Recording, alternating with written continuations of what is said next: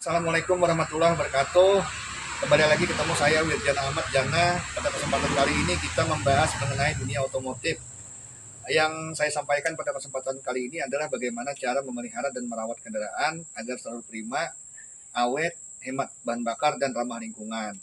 Jadi sebelum masuk ke sana, saya ingin memberitahu, menghimbau kepada pengguna kendaraan bermotor, kita menggunakan kendaraan bermotor harus tahu dulu manfaat, jenis kegunaannya, dan medan yang ditempuh. Karena jenis kendaraan itu beda-beda, tidak sama satu sama lain fungsi dan manfaatnya, dan juga jalan atau medan yang ditempuh. Karena ini adalah menyangkut masalah kemudahan dalam perawatan. Karena kalau tidak sesuai peruntukannya, perawatannya agak sedikit susah dan tidak maksimal hasil yang diperoleh. Contoh, misalnya ini ada dua buah kendaraan ya.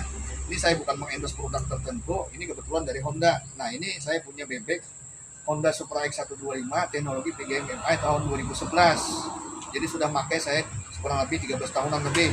Jadi kalau untuk jalan-jalan kota atau pedesaan atau jalan-jalan sedikit ekstrim, berbecek atau ada tanjakan, ya saya gunakan ini bebek. Nah, kalau untuk wilayah perkotaan, ini ada punya saya Sportic Vario tahun 2010. Vario Tekno Karbo. Jadi makanya kurang lebih 14 tahunan. Jadi kalau untuk istri saya atau saya bisa pakai juga, anak saya kalau untuk di area kota atau jalan-jalan datar, pergi ke pasar, pergi kantor, ya pakai ini. Nah, itu harus sesuai. Ini juga bisa dipakai ke jalan ekstrim, cuma ya tidak sesuai peruntukan. Nah, jadi kita sarankan juga ya, kita buat apa beli kendaraan baru sementara yang bekas masih bisa dipelihara, tidak kalah juga bagusnya dengan yang baru, tergantung perawatan kita.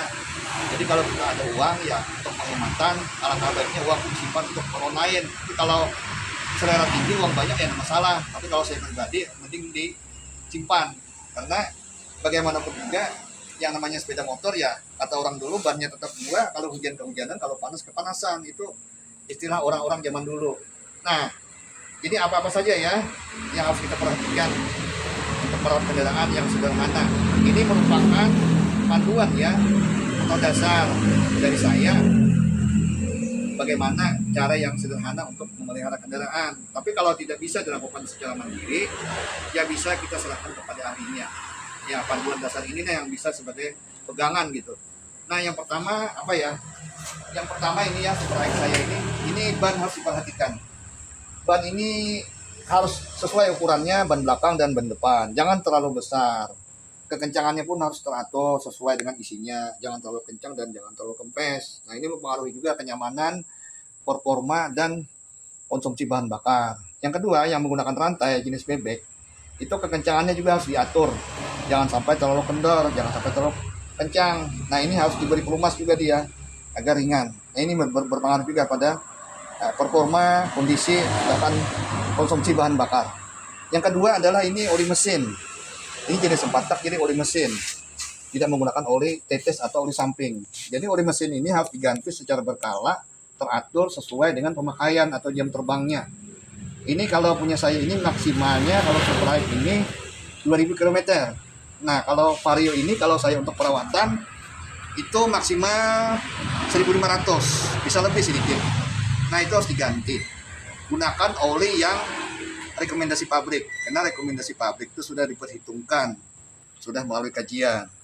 Nah, oli gardan juga yang bagian matic ya harus diganti maksimal 4 kali atau 3 kali ganti oli mesin, sudah diganti itu oli gardan kalau yang matic.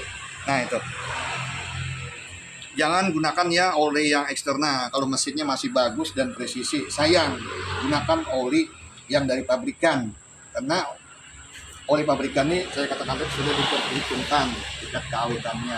Nah, ini berpengaruh juga pada konsumsi bahan bakar dan performa mesin.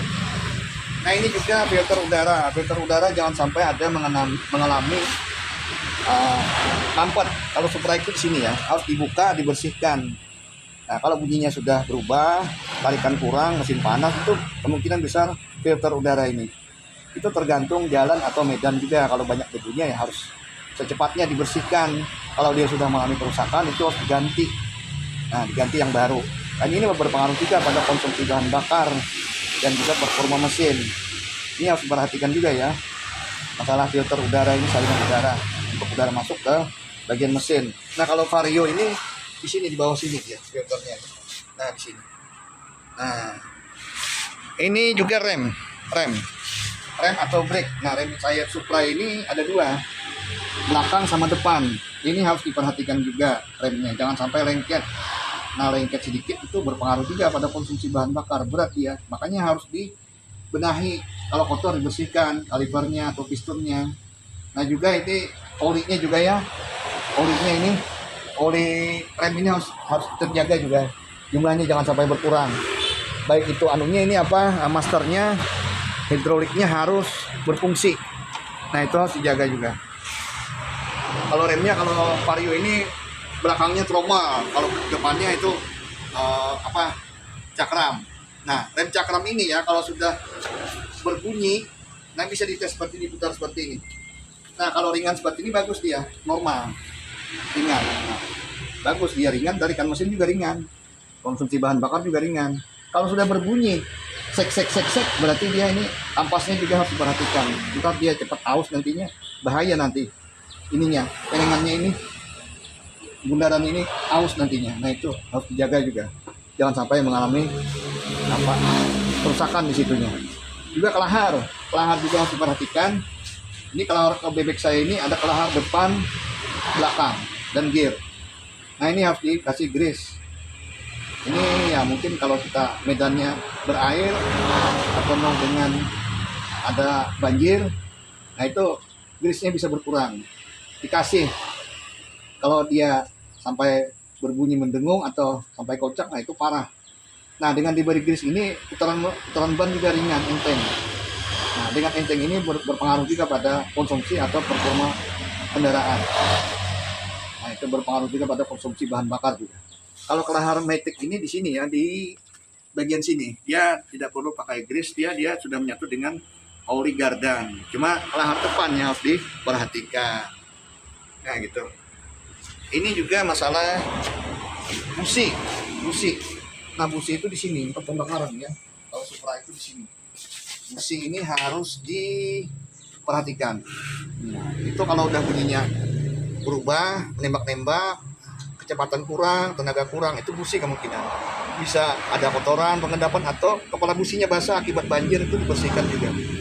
Nah jangan sampai ada endapan, karena kalau ada endapan kotoran atau air itu berpengaruh juga pada konsumsi bahan bakar dan performa mesin. Karena kalau pengapiannya kurang, letupan kembang api di ruang bakar tuh dia tidak maksimal, boros juga bahan bakar.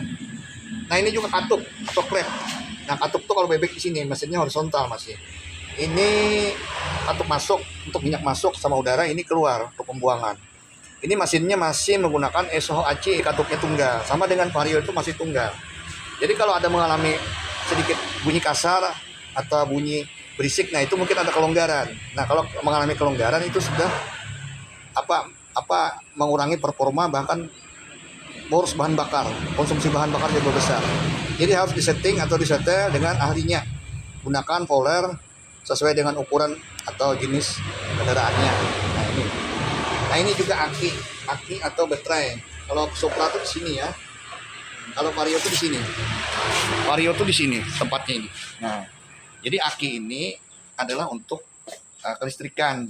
Jadi jangan sampai mengalami pengurangan voltasi, apalagi sampai drop di situ akinya atau baterainya. Karena aki ini diperlukan juga untuk jalur ke pengapian, karena di pengapian itu menggunakan jalur baterai. Nah, kalau yang karburator juga menggunakan jalur aki dia. Nah kalau distribusi listriknya kurang, tarikan juga kurang. Nah berpengaruh juga pada konsumsi bahan bakar. Apalagi yang menggunakan jalur itu di samping dengan menggunakan pengapian juga ini pompa sama throttle body dan juga komponen-komponen lain menggunakan arus listrik dari baterai itu. Makanya harus tersedia normal, jangan sampai drop. Nah, cara ngetesnya itu ya bisa kalau di starter udah agak macet, bahkan tidak mau sama sekali, ya itu harus diperhatikan dan diganti dengan yang baru atau dibenahi gitu. Nah juga lampu ini berpengaruh juga. Lampu ini harus diusahakan hemat energi. Kalau yang dulu punya saya ini standarnya ini 25 watt jadi 50. Kalau yang sudah saya ganti dengan LED ini wattnya cuma 2 biji ini 10 watt, jadi 5 watt 5 watt. Kalau yang jarak pendek, kalau yang jauh 6 watt. Sama juga Vario begitu juga. Nah, karena lampu ini berpengaruh juga pada konsumsi bahan bakar atau performa mesin. Kalau wattnya ringan, otomatis tarikan juga ringan, konsumsi bahan bakar juga ringan, karena listrik tidak terbebani gitu ke bagian lampu. Jadi listrik yang suplai ke pembakaran atau ke bagian lain itu berfungsi dengan normal, tidak terlalu berat terbebani gitu. Ini masih menggunakan arus putaran mesin dari spol ke regulator atau cipruk. Nah, fungsi cipruk itu merubah arus AC dari spol, maksudnya AC itu bolak-balik, maksudnya alternating current. Nah, diubah arusnya dari ke DC, dari current. Juga membatasi arus jangan terlalu berlebih gitu. Jadi tetap 12 volt. Itu fungsi regulator. Nah, itu. Jadi sudah masih menggunakan putaran mesin. Nah, itu beberapa tips dari saya, mudah-mudahan bermanfaat ya buat kita semua bagi yang mau mencoba. Ini hanya rekomendasi dasar, tapi kalau tidak bisa, saya katakan bisa dibenahi atau kita tolong kepada ahlinya gitu.